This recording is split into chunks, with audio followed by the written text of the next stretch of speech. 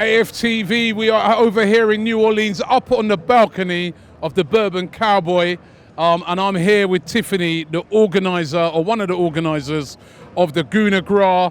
And Tiffany, listen, it's fantastic to be back. I remember I told you a few years ago when I came that if I get an opportunity, I will come back. Arsenal, thank you, Arsenal, right? Because they went on that winter break, and that's given us an opportunity to come back. And yet again, it's the first night of it. It's going to be another fantastic event. I can tell by the amount of people that's already rolled into town. Tiffany, for everybody who doesn't know, who didn't see the video a couple of years ago, tell them, what is Gooner Gras? Gooner Gras is a gathering of Arsenal supporters from all over the United States and the entire world at this point, who come to New Orleans because New Orleans is a really easy city to come to and visit. And you know what? We celebrate all things Arsenal, and we do a charity event. We're raising money for the kits for a local middle school soccer team, and then we will also give the rest of it to St. Baldrick's for research for childhood cancer. So it's all in good fun. There's always kind of this backdrop of charity to it, but this is the big piece of it. Everybody out having a good time. You never really know how many faces you'll see from last year, how many new people will come in. You guys did say you would come back, and here you are. So we love it. It's a year-round process of planning it with 11 people. And on this, and it always feels a little stressful, right? And then on this night, this is when we go like, yeah, we're doing this again. Absolutely brilliant. I understand this is the 7th year. Tell us about when you started it. How did it all get started? It was started by a couple of guys, Colin and Omar, who were local supporters, and they said, wouldn't it be fun if, we just invited people to come in, and they put something out on like big soccer, right, which was like the only way to interact with people in the States years ago.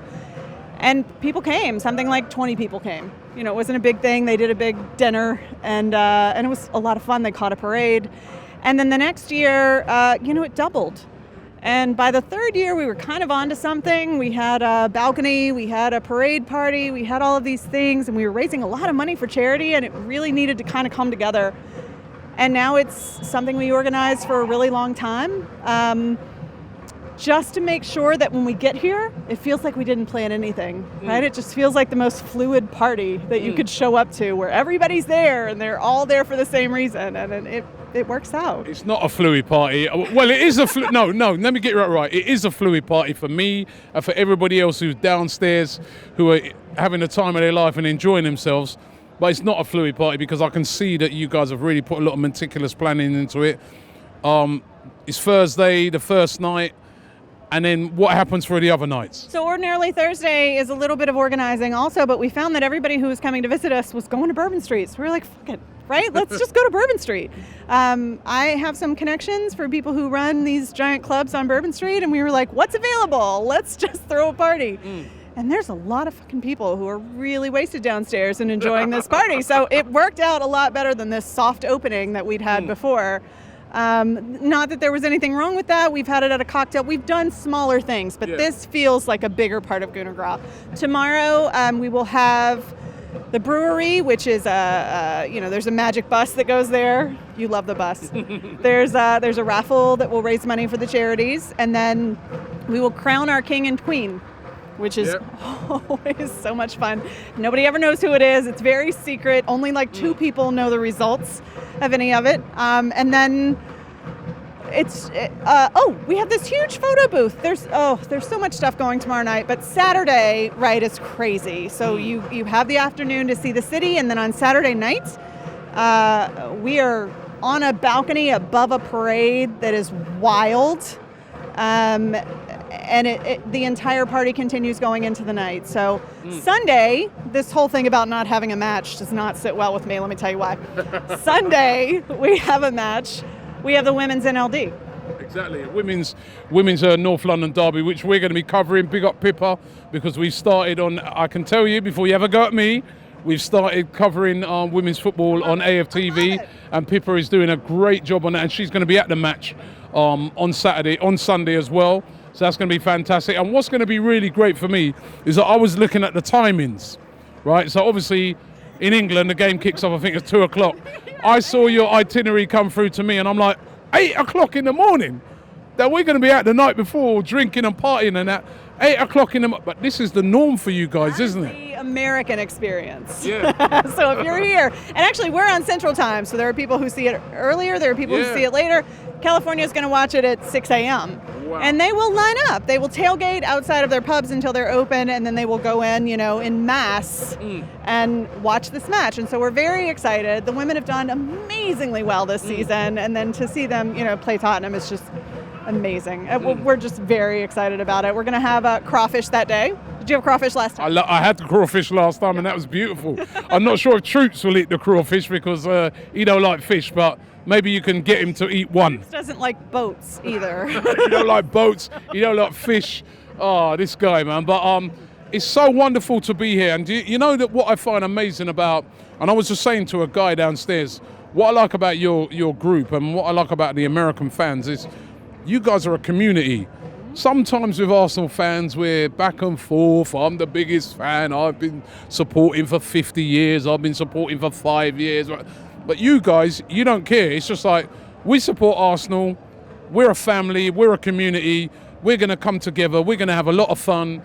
And I'm glad that's what it's all about. Let me tell you what I never want to hear. I never want to know how long you've been a supporter of Arsenal, because it doesn't mean shit.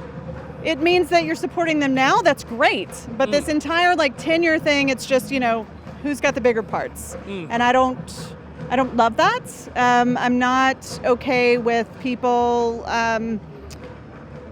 diminishing other people's supportership. And so I'm very hesitant to even say how many Gooner Gras have you been to?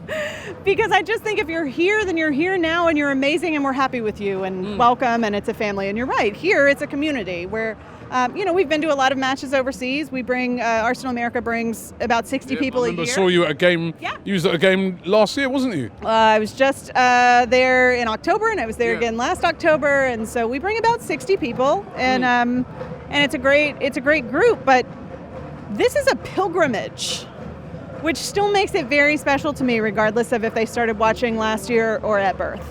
And so I think that's important, and it's more important maybe in the U.S. than it is anywhere else. I don't know. Maybe this is a thing in England as well. But for us, I don't care how long you've been a fan. I care that you're here and that we're here for the same reason, and that you love the Arsenal as much as I do. And how many fans do you reckon you get this weekend? I mean, there's already probably about 100 fans downstairs. At least already. I mean, how many fans are you expecting over the whole weekend? I mean, that's the soft opening, so we'll have probably 250 people here. Brilliant. From all over the States. I was just chatting to a guy, he just coming from Texas.